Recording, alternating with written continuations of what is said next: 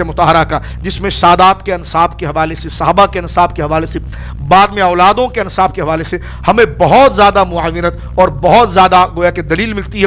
پھر لکھنے والی شخصیت آپ جیسی ہے، اور یہ نہیں ایسا، اس سے پہلی کتابوں میں آپ چلے جائیں، یہ تو 808 ہجری آپ کا وصال ہے، اس سے پہلی کتابوں میں چلے جائیں تو یوں لگتا ہے کہ جس وقت سرکار مخدوم سمنا یعنی حضرت ڈاکٹر صاحب ارشاد فرما رہے تھے نا کہ باقاعدہ لکھ کر لایا جاتا تو حضرت اس کی اصلاح فرماتے۔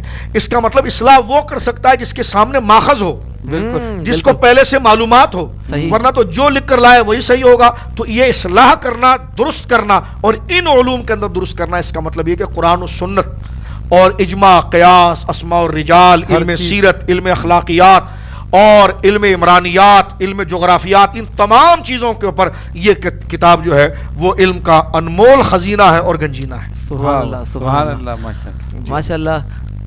ناظرین کرام، سید مظفر حسین شاہ صاحب مدد اللہ العالی ہمارے ساتھ موجود ہیں، اور شاہ صاحب قبلہ نے علم الانصاب کے اوپر جو گفتگو فرمائی ہے، میں یہ سمجھتا ہوں کہ وقت کیونکہ بہت قلیل ہے، مگر اس قلیل وقت میں اتنی گفتگو کر لینا یہ شاہ صاحب کا ہی خاصہ ہے، اور اللہ تبارک و تعالی آپ کے علم میں، عمل میں برکت عطا فرمائے۔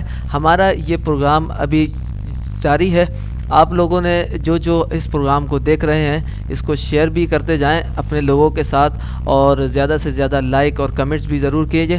اب میں حضور فخر المشائخ کیونکہ ہمارے ساتھ موجود ہیں، تو لطائف اشرفی کے حوالے سے حضور ہماری اس بارے میں بھی رہنمائی فرمائیے کہ آداب طریقت جو لطائف اشرفی میں ذکر ہیں، اور مرید ہونے کے حوالے سے، بیت ہونے کے حوالے سے، زیارت مشائخ کے حوالے سے، اس کی ابحاث کے بارے میں کچھ فرما دیجئے۔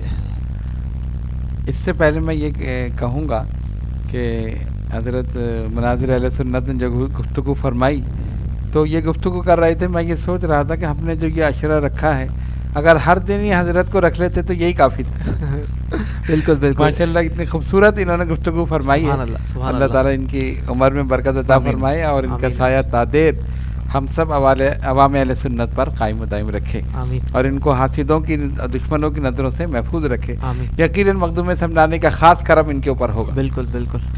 دیکھیے، آداب طریقت، ارادت، زیارت مشائخ، بیت، یہ تمام چیزیں جو ہیں، یہ ابحاث، یہ سب لطائف اشرفی میں موجود ہیں۔ صحیح۔ ارادت مرید کا فعل ہے، ارادت ارادے سے بنا ہے۔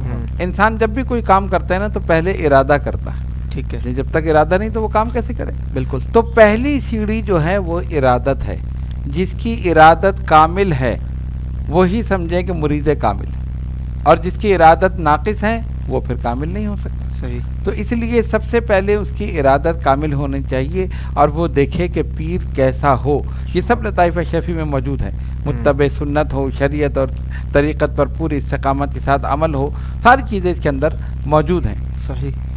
اچھا، پھر فرماتے ہیں کہ زیارت مشائخ، ایک مخدوم پاک کا ارشاد، ایک ملفوظ اس میں موجود ہے، فرماتے ہیں کہ جس علاقے میں جاؤ وہاں کے مشائخین کی زیارت کرو، ان سے ملاقات کرو، ان کی صحبت میں بیٹھو، اس لیے کہ ان کی صحبت میں بیٹھنا، جس طرح کہ مولانا روم نے فرمایا، یک زمانہ صحبت با اولیاء بہتر سالتات بیریا، وہ تو مشہور ہے، آپ کو پتہ ہی کہ ایک ساتھ ان کی صحبت میں رہنا یہ سمجھو 100 سال سے بہتر ہے۔ تو فرمایا ان کی زیارت کرو۔ پھر آگے چل کے فرماتے ہیں کہ اگر موجود نہ ہو تو ان کے مزارات کی زیارت کرو، اور اگر یہ بھی نہیں کر سکتے تو کم سے کم ان کے نام یاد کر لو، اسی سے تمہیں فائدہ ہو جائے۔ سبحان اللہ۔ یعنی ان کے ناموں میں اتنا اثر ہے کہ اگر ہم ان بزرگان دین کے نام بھی یاد کر لیں تو اس سے بھی ہمیں فائدہ۔ سبحان اللہ۔ بات دیکھیں نا، مخدوم پاک کا شان میں جو شعر ہے، اشرف زمان زمان مدد نما درہائے بستہ راز کلید کرم کشا، تو یہ شعر ہی ایسا ہے۔ اور علامہ صاحب یہ ہمارا آزمودہ کہ جس شخص پر جن ہو یا کوئی ایسی ہو، اور یا آپ کسی ایسے مقام پر ہوں کہ جہاں محسوس ہو کہ کوئی خطرہ ہے، آپ یہ شعر پڑھ لیں، سب خطرہ دور۔ سبحان اللہ، واہ واہ واہ، یعنی مخدوم پاک کی خاص نگاہ کرم، اے اشرف زمان زمان مدد نما درہائے بستہ راز کلید کرم کشا، یہ ہمارے رسالے ماہنامہ الاشرف پہ اوپر ہی لکھا ہے۔ تو اب آپ دیکھیں کہ ان کے ناموں میں اثر ہے، بالکل ان کے ذکر میں اثر ہے، تو ان کی ذات میں کتنا اثر ہے۔ وہ تو بہت بلند پایا لوگ ہیں۔ اور وہ پھر بیت کے متعلق جس طرح کہ آپ نے فرمایا کہ بیت کرتے وقت دیکھو کہ پیر کیسا ہو، سبحان اللہ. آج کل تو نہیں کہ جس کو دیکھا جا کر بیت ہو گئے کہ یہ زیادہ اوپر جا رہا ہے، یہ زیادہ اچھے کپڑے پہنا ہے، یا زیادہ پیسے والا، یا زیادہ کرامتیں. جاتے پیچھے کوئی کرامت ہے، کوئی کرامت ہے پیر صاحب، اللہ تو پھر بیت ہو جائے. حالانکہ الاستقامت فوق الکرام، یہ ساری چیزیں ہیں نا. تو آپ نے پوری اس کے اندر بحث فرمائی ہے بیت پر، زیارت مرشد پر، آداب طریقت پر، ارادت پر. اس کا خلاصہ یہ ہے کہ جب انسان کسی کے ہاتھ پر بیت ہو، سب سے پہلے یہ دیکھے کہ شریعت کا پابند ہے یا نہیں. بالکل. یہ آپ نے اس کے اندر فرمایا ہے، اور یہ اس بات کی دلیل ہے کہ مخدوم پاک خود استقامت کے ساتھ شریعت پر عمل کرتے ہیں. بے شک. اب آپ کا رسالہ قبریہ جو ہے، جو آپ نے قبر میں بیٹھ کر لکھا اپنے وصال سے پہلے، اس میں اپنے عقائد کی تشریح فرمائی، مریدین کو ذکر کی تعلیم فرمائی. یعنی وہ ایک ایسی کتاب ہے، ایک رسالہ جو قبر کے اندر بیٹھ کے آپ نے 2 دن پہلے قبر مبارک تیار کرائی، وہاں بیٹھ کے لکھا. تو یہ تمام چیزیں پڑھ کے یہ پتہ چلتا ہے کہ وہ ایسے ولی کامل، ایسے معمولی انسان نہیں تھے. وہ عالم شریعت بھی تھے، عامل طریقت بھی تھے، رہبر شریعت بھی، رہنمائے طریقت بھی، صوفی باصفا بھی. گویا علم، فضل، تقوی، پرہیزگاری، طہارت، پاکیزگی، ہر چیز کا مرکز اور منبع حضرت مخدوم سمنانی کی صفات. کیا بات ہے. تو آپ اس میں دیکھیں تو اس کے یہ تو ایک بحر ذخار ہے. صحیح، بالکل. اور جس طرح علامہ صاحب نے فرمایا، اور جس ماشاءاللہ محبت کے ساتھ، اور انہوں نے، میں دیکھ رہا تھا کہ مخدوم پاک کی خاص نگاہ کرم ان کے اوپر ہے. تو جس طرح انہوں نے تشریح فرمائی، تو اور کسی کو میں نے نہیں دیکھا کہ اتنی اچھی تشریح اس نے کی ہو. تو گویا لطائف اشرفی ایک عظیم خزانہ ہے. اور ہم نے یہ جو کچھ، یعنی یہ عشرہ جو اب جیسے چل رہا ہے، اور یہ پروگرام انشاءاللہ یہ 10 دن تک یہ چلیں گے، تو جو کچھ ہم نے اس میں مختلف علماء کرام تشریف لائے اور انہوں نے بیان کیا، اور وہ تو میں سمجھتا ہوں کہ یہ تو ان کی ذات کے متعلق عشر بھی نہیں، جو ان کا مقام اور ان کا مرتبہ ہے. ہم نے تو سمجھو کچھ بھی بیان نہیں کیا، لیکن پھر بھی دعا یہی ہے کہ مخدوم پاک یہ قبول فرما لے، تو ان کی مہربانی، ان کا کرم. تو میں اسی پر اکتفا کرتا ہوں، اور یہ امید ہے بلکہ یقین ہے کہ ان کی نگاہ کرم بالکل انشاءاللہ ضرور ہوگی. بالکل ہوگی. ناظرین کرام، حضور فخر المشائخ مدد اللہ العلی لطائف اشرفی کے حوالے سے جو مشائخ کی زیارت کے بارے میں لکھا ہوا ہے اور دیگر ابحاث ہیں، وہ ذکر فرما رہے تھے. اب آخری سوال اس پروگرام کا، ہمارے عشرہ مخدوم سمنانی کے تیسرے پروگرام کا آخری سوال شاہ صاحب قبلہ سے. شاہ صاحب، آخری سوال ہے، فائنل ہے. جی ارشاد. اور اس آپ نے شاہ صاحب کو بہت تنگ کر دیا کام نہیں. شاہ صاحب جس طرح گفتگو فرما رہے ہوتے نا، تو ہمارا تو دل یہی کر رہا ہوتا ہے کہ شاہ صاحب گفتگو کرتے رہے، ہم سنتے رہے. ماشاء اللہ. شاہ صاحب کی مصروفیات کو بھی آپ ذرا پیش نظر رکھیں. بالکل بالکل.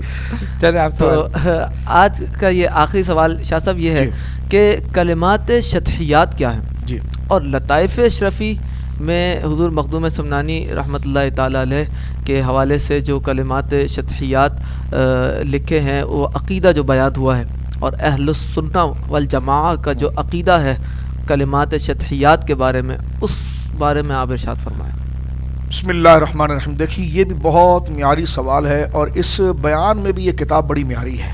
صحیح. شطحیات کو حضرت مخدوم سمنا جیسا ہی امام الزما اس پر تبصرہ کر سکتا ہے کہ جو ایک فائق شخصیت اور ایک حاوی شخصیت ہے ان تمام چیزوں کے اوپر، اور صح اور تمکن کا جو بادشاہ ہے، بالکل، جو شکر سے اور مغلوب الحال ہونے سے بہت بری ہے.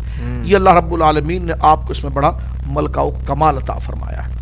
سب سے پہلی بات تو یہ دیکھ لیجئے کہ ایک جملہ اس بات پہ سمجھ لیجئے کہ شطحیات جو ہے، جو صوفیہ کے وہ اقوال جو ان کی طرف منسوب ہے، وہ مغلوب الحال ہو کر جب وہ ذکر کرتے ہیں اور شکر کی کیفیت میں ہوتے ہیں، تو وہ چیزیں قابل تقلید نہیں. صحیح. نہ ہی ایسی ہستیاں مسند ارشاد پر ہوتی ہیں، نہ ان کو بٹھایا جاتا ہے. بالکل. کیونکہ جو شکر کے کلمات ہیں اور مغلوب الحال ہو کر کہے وہ کلمات ہیں، وہ قابل تقلید نہیں، قابل موافقت نہیں. صحیح. موافقت سلوک کے اقوال ہوتے ہیں، صح اور تمکن کے ہوتے ہیں، جس کی مراد یہ ہے کہ جو عقیدہ اہل سنت و جماعت کے دائرے میں آتے ہیں. بالکل بالکل. جو اہل سنت و جماعت کے دائرے میں، یہ تو اس کا میں نے حکم آپ کے سامنے پیش کر دیا. صحیح. اچھا، دوسری بات میں آگے بڑھ کر یہ عرض کرنا چاہتا ہوں ترتیب کے ساتھ کہ شطحیات کے حوالے سے یہ سمجھ لیجئے کہ یہ دو چیزیں ہیں، یا تو ہم کسی بزرگ کی کتاب میں پڑھتے ہیں، صحیح، ٹھیک ہے، یا ان کی طرف منسوب ہوتا ہے. صحیح. ظاہر سی بات ہے کہ وہ گزر گئے ہیں، ان کی طرف اگر وہ چیز منسوب ہے